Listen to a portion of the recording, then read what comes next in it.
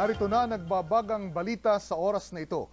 Patuloy ang isinasagawang rescue operations ng lokal na pamahalaan sa Albay sa mga residente na apektado ng matinding pagbaha at pag-agos ng lahar, bunsod ng malakas na ulang dala ng Bagyong Waning.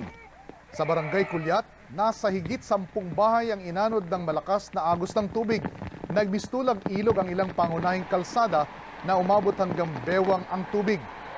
Samantala, sinabi naman ni DSWD Secretary Dinky Soliman na nakahanda na ang relief goods na ipamimigay sa mga naapektuhang residente.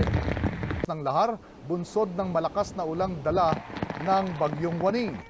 Sa Barangay Kulyat, nasa higit 10 bahay ang inanod ng malakas na agos ng tubig. Nagmistulang ilog ang ilang pangunahing kalsada na umabot hanggang bewang ang tubig. Samantala, sinabi naman ni DSWD Secretary Dinky Soliman na nakahanda na ang relief goods na ipamimigay sa mga naapektuhang residente. Ng lahar, bunsod ng malakas na ulang dala ng Bagyong Waning. Sa Barangay Kulyat, nasa higit 10 bahay ang inanod ng malakas na agos ng tubig.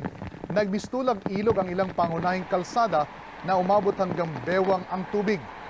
Samantala, sinabi naman ni DSWD Secretary Dinky Soliman na nakahanda na ang relief goods na ipamimigay sa mga naapektuhang residente. Bahay ang inanod ng malakas na agos ng tubig.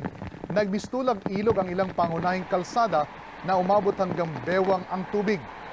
Samantala, sinabi naman ni DSWD Secretary Dinky Soliman na nakahanda na ang relief goods na ipamimigay sa mga naapektuhang residente. Maging una sa balita, i-text ang alert on sa 2366.